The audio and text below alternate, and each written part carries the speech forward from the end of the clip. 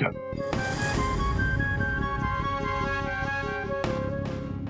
मेरे लिए क्या आदेश है बाबूजी?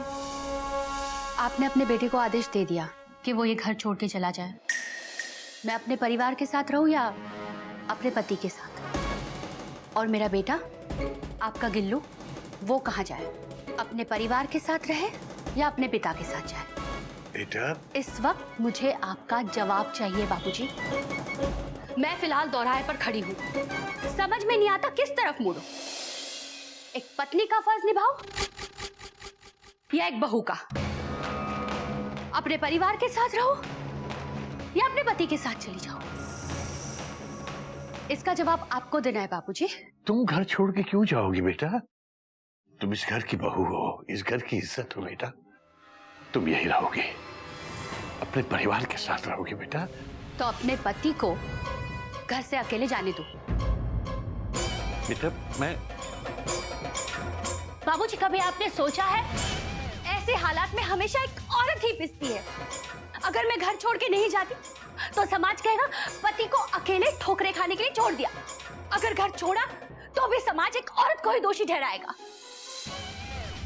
कि अपने परिवार के बारे में नहीं सोचा। आप भी एक बेटी के पिता है ना? इस वक्त आपके सामने आपकी बेटी होती तो आप क्या करते? आप क्या फैसला सुनाते? एक बेटी अपने बाप से पूछ रही है बाबूजी। मैं उससे यही कहता कि वो अपने पति का साथ दे। जब एक औरत की शादी होती है तो वो अपने माँ बाप, भाई बहन सबको हमेशा के लिए अकेला छोड़कर अपने पति के साथ एक बिल्कुल अनजान घर में चली आती है। क्यों? सिर्फ एक रिश्ता, एक धर्म निभाने के लिए है, पत्नी धर्म। तुझे भी अपने पति का साथ निभाना चाहिए। और मैं सिर्फ इसलिए नहीं कह रहा हूं, बल्कि इसलिए भी कि घोटक तेरे बिना अकेला हो जाएगा बेटा। बाबूजी, इस वक्त भी आपने अपने बेटे के बारे में सोचा?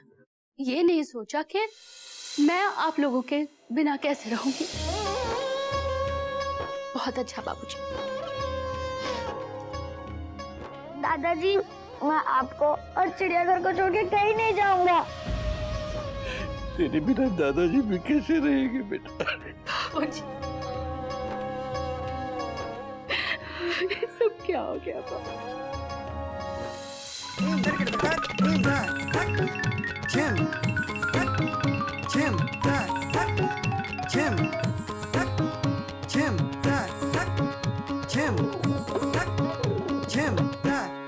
नया साल आने वाला है, किसे पता था ये साल जाते जाते चिड़ियाघर की खुशियां छीन ले जाएगा।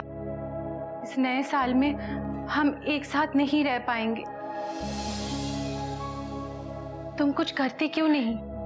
जाकर जेठ जी को समझाते क्यों नहीं? बोलो ना, बोलते क्यों नहीं? मुंह लटका के बैठे क्यों हो? बोलो ना, बोलो ना, बोलो, बोलो ना। तुम बहुत अच्छी हो मयूरी। कौमा, तुम मोर की तरह नाचती हो मयूरी। कौमा, तुम बहुत सुंदर हो मयूरी। मयूरी को रोते रोते नहीं, हंसते हंसते अपनी तारीफ सुनना अच्छा लगता है।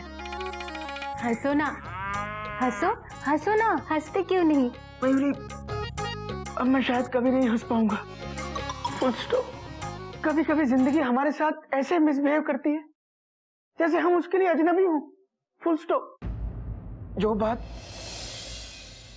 बात हम सपने में भी नहीं सोच सकते, वही बात पलक झपकते ही हमारी आंखों के सामने हो भी जाती है, और हम चाहकर भी उस पर फुल स्टॉप नहीं लगा पाते। मयूरी को जिंदगी के बारे में तो ज्यादा नहीं पता, इतना जरूर जानती है कि वो दोनों अंदर ही अंदर बहुत दुखी होंगे। कौन दोनों? मयूरी और जिंदगी? नहीं, बाबूजी और जेठ जी।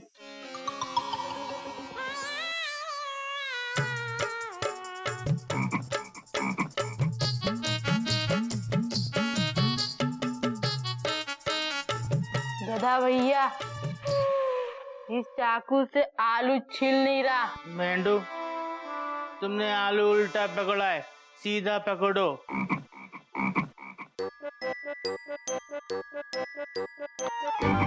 सीधा हो गया।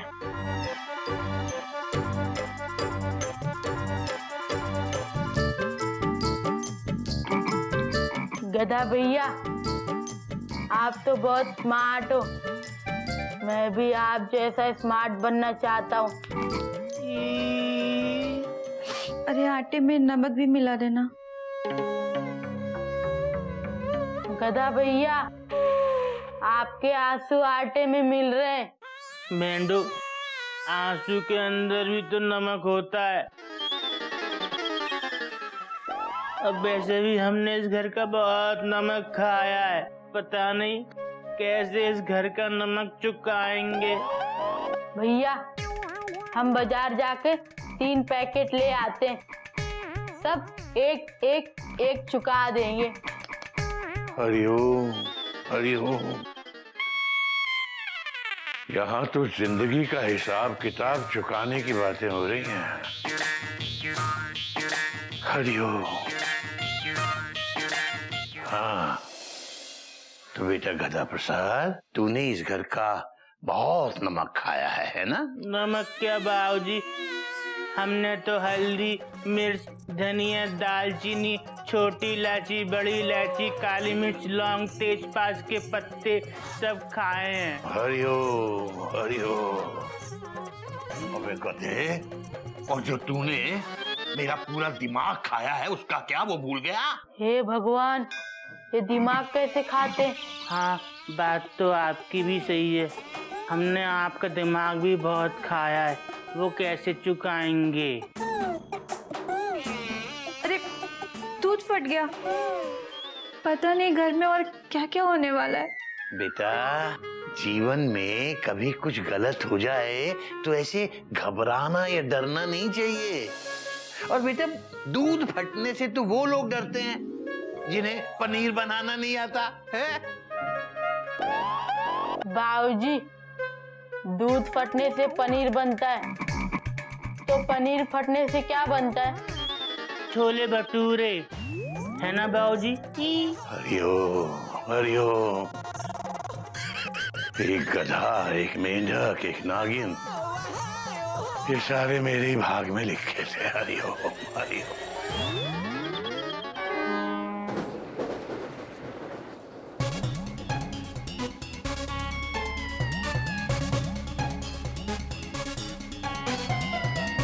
तो फिर तुमने क्या तय किया कोयल?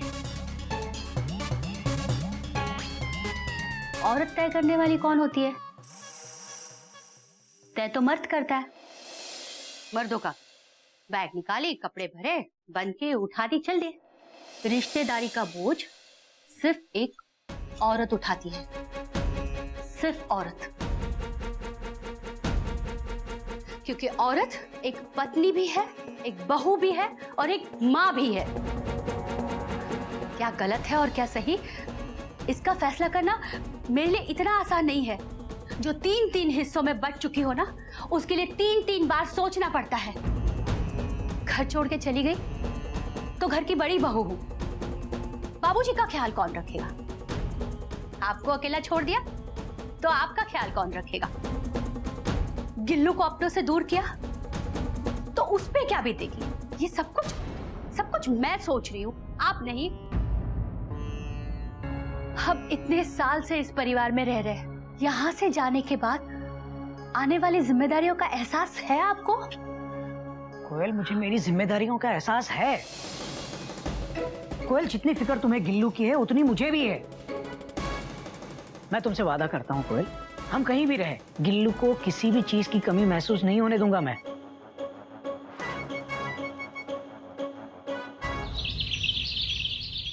तुम इस तरह क्या घूर रही हो मुझे? अगर तुम्हारे बेटे को गुस्सा आ सकता है तो तुम्हारा पति भी बहुत जिद्दी है। अगर घोटक को लगता है कि उसने गधा प्रसाद को घर से निकालकर सही किया है, तो मुझे भी लगता है कि मैं उसे घर से निकालकर ठीक कर रहा हूं। और ये मत समझना कि घोटक के घर से चले जाने पर मुझे दुख नहीं होगा। मैं तो इस घर का बाबूजी हूं ना। अपना दुख किसी को दिखा भी नहीं सकता। बाबूजी, अपनों से कोई चीज छुपाना चिड़ियाघर के संस्कार नहीं है। बाबूजी अगर आज घोटक भैया यहाँ से चले गए तो आपका ये चिड़ियाघर टूट जाएगा, आपका दिल टूट जाएगा। इस वक्त मुझे आप ही का कहा हुआ एक मुहावरा याद आ रहा है, टूटे दिल इंसान का कोई जोड़ न पाए, हड्डी तो निर्लज्ज है, टूटे फिर जुड़ जाए। बाबूजी दुनिया की हर एक चीज टूटने के बाद जुड़ सकती है, लेकिन एक बार दिल टूट जाए ना तो फिर वो नहीं जुड़ता बाबूजी। बात तो तेरी सही है बेटा। बाबूजी 3 दिन बाद नया साल आ रहा है और आप ही ने सिखाया ना बाबूजी कि नए साल का स्वागत हमें खुशियों से करना चाहिए। Dot dot dot dot. ठीक है बेटा, मैं घोटक की सजा वापस लेता हूँ। थैंक यू बाबूजी। तू क्या पिछले जन्म में मेरा अध्यापक था और मैं तेरा शिष्य? बाबूजी चलो चल बेटा, उसे रोकते हैं। जी बाबूजी चलिए। Dot dot dot. बाबूजी, बाबूजी, बाबूजी कहाँ हैं आप? भैया बाबूजी को आपसे कुछ बात करनी है। Dot dot dot dot. पहले मेरी गाड़ी इस प्लेटफॉर्म पर आई है, पहले मैं कुछ बाबूजी से कहना चाहता हूँ। बोलो बेटा। बाबूजी मेरा कुछ हिसाब निकलता है आपके ऊपर, अगर जाने से पहले क्लियर कर देंगे तो। हिसाब? कैसा हिसाब बेटा? बाबूजी गधा प्रसाद की शादी में आपने तकरीबन 8 लाख रुपए का खर्चा किया था, जिसमें से 4 लाख रुपए मैंने दिए थे। अगर मुझे मेरे वो 4 लाख रुपए लौटा देंगे तो क्या है बाबूजी कि मेरे भी अपने कुछ खर्चे हैं। भैया ये क्या कह रहे हैं आप? क्वेश्चन मुझसे बात कर रहा है ना वो। घोटक को हिसाब चाहिए तो हिसाब उसे मिलना चाहिए। तुझे हिसाब चाहिए ना बेटा? ठीक है, मैं देता हूं तुझे हिसाब। यहीं रहना, जाना मत। मैं हिसाब दे रहा हूं तुझे। भैया ये आपने अच्छा नहीं किया। Full stop. तूने सुना नहीं बाबूजी ने अभी क्या कहा? हम दोनों के बीच तुझे बोलने की कोई जरूरत नहीं है, समझा? बाबूजी जो करे वो सही और मैं जो करूं वो गलत। गाड़ी इस तरह से नहीं चलती मेरे भाई। और जिस तरह से आप गाड़ी चला रहे हैं ना, वैसे भी नहीं चलती। इस तरह से गाड़ी चलाओगे तो पटरी से उतर जाएगी और कभी अपने स्टेशन पे नहीं पहुंचेगी। कमाल है कोयल, तुम एक टीसी की टिकट काट रही हो। भैया बाबूजी से हिसाब मांगना इज नॉट राइट, इससे हो जाएगी टेंशन और टाइट। एक बेटा अपने पिता से हिसाब कैसे मांग सकता है? बोलो ना, बोलते क्यों नहीं? चुपचाप खड़ी क्यों हो? बोलो ना। मयूरी तुम बहुत अच्छी हो, तुम मोर की तरह नाचती हो, तुम बहुत सुंदर हो। Full stop. मयूरी यहाँ पे इतनी टेंशन चल रही है। Dot dot dot dot. तो तुम मुझसे अपनी तारीफ करवा। Full stop. मयूरी तारीफ नहीं, हिसाब की बात ही कर रही है। हरिओम हरिओम हरिओम। लो भाई, जिसको जो हिसाब किताब करना है कर लो। क्या है ना, अगर हिसाब की बात चली है तो हिसाब किताब पूरा होना चाहिए, किसी भी पक्ष को जरा भी नुकसान नहीं होना चाहिए। इसलिए बेटा मैं हिसाब भी ले आया हूं और किताब भी। किताब? Question mark. ये तो एक पर एक बोगी चढ़ी हुई है। ये किताबें कैसी हैं बाबूजी? क्या है बेटा, तेरी चिड़िया अम्मा को बहुत बुरी आदत थी। घर की पाई पाई के खर्चे का हिसाब अपनी डायरी में लिख दिया करती थी। हालांकि मुझे उसकी ये आदत कभी पसंद नहीं आई, लेकिन आज महसूस करता हूं कि चिड़िया हम सब से कितनी ज्यादा दूरदर्शी थी। उसका मानना था कि आपस में प्यार बेहिसाब होना चाहिए, लेकिन हिसाब साफ साफ होना चाहिए। तो हिसाब शुरू करें? ये देखो बेटा। तो बेटा ये है 1977 का हिसाब। याद है 1977 में क्या हुआ था? 1977। 1977 में क्या हुआ था? Cricket match. भैया वो मुझे याद नहीं आ रहा, वो पाकिस्तान भारत से मैच जीता था क्या? ए चुप कर गोमो, तू बता क्या हुआ था? भैया मुझे कैसे पता होगा, मैं तो तब पैदा भी नहीं हुआ था। Full stop. अरे हाँ, कोई नई बात नहीं है। हावड़ा का एक्सीडेंट हुआ था क्या बाबूजी? हरिओम हरिओम।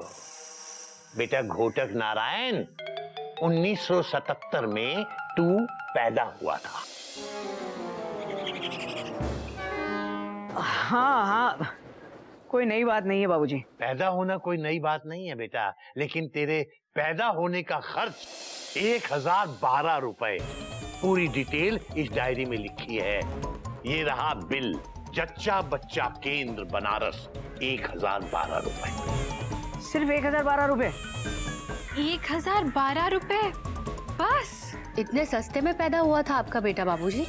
मेरे गिल्लू के टाइम तो 50,000 लगे थे। हरिओ हरिओ। तो बेटा 1980 में तुम्हारा स्कूल में एडमिशन कराया गया और 1993 में तुमने 12वीं पास की।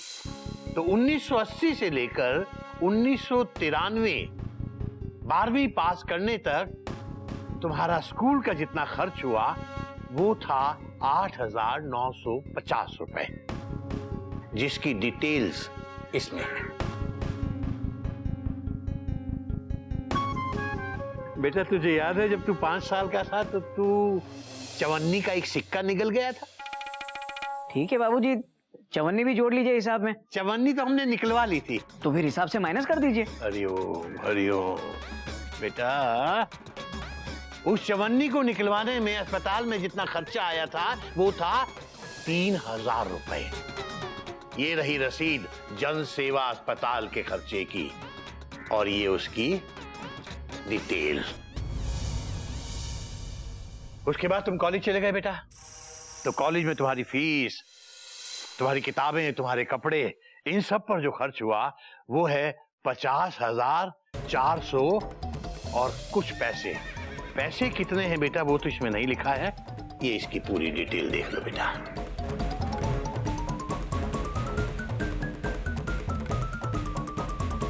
अब आई तुम्हारी शादी की बारी। याद है बेटा घुटक, तुम्हारी शादी में पूरे 500 लोग आए थे खाने पर। बहुत धूमधाम से शादी की थी हमने तुम्हारी, और धूमधाम जितनी ज्यादा होगी उतने ही दाम भी लगेंगे बेटा, है ना। तुम्हारी शादी पर खर्च हुआ 1,40,000 रुपए।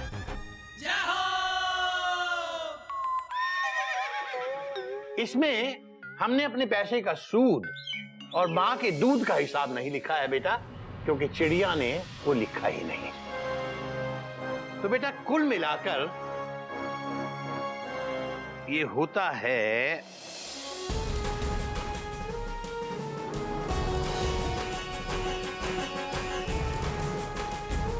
तकरीबन 2 लाख रुपए। अब तुम्हारे मुताबिक तुमने हमें दिए हैं 4 लाख रुपए, तो 4 लाख में से 2 लाख रुपए गए तो तुम्हारे 2 लाख रुपए हम पर बकाया बचते हैं। अब मैं देखता हूं कि मेरी पासबुक में मेरे पास पैसे कितने हैं। फिलहाल तो मेरी पासबुक में 2 लाख रुपए नहीं है, लेकिन कोई बात नहीं बेटा, मैं पैसे का इंतजाम करता हूं और इंतजाम होते ही मैं तुम्हारा सारा रुपया तुमको चुकता कर दूंगा। और जब तक तुम्हारे पैसे नहीं मिल जाते तुम चाहो तो चिड़ियाघर में ही रह सकते हो। ठीक है बाबूजी, मैं रह लूंगा चिड़ियाघर में। भगवान जी थैंक यू, हमारे घोटक भैया नहीं जा रहे। बाबूजी ये कैसा हिसाब किताब कर रहे हैं आप? Question mark. जब दो बड़े आपस में बात कर रहे हो तो बीच में छोटे नहीं बोला करते। बेटा ये कुछ दिन की मोहलत तो तुम दे दोगे ना हमें? हाँ दे दूंगा बाबूजी। शुक्रिया बेटा। अब एक और बात बेटा, क्या है कि जब तक तुम्हारे पैसे तुम्हें पूरे नहीं मिल जाते तब तक हमें रहना तो एक ही घर में पड़ेगा। हम लोग बेशक एक ही छत के नीचे रहेंगे, लेकिन अलग अलग रहेंगे, अलग अलग रहेंगे।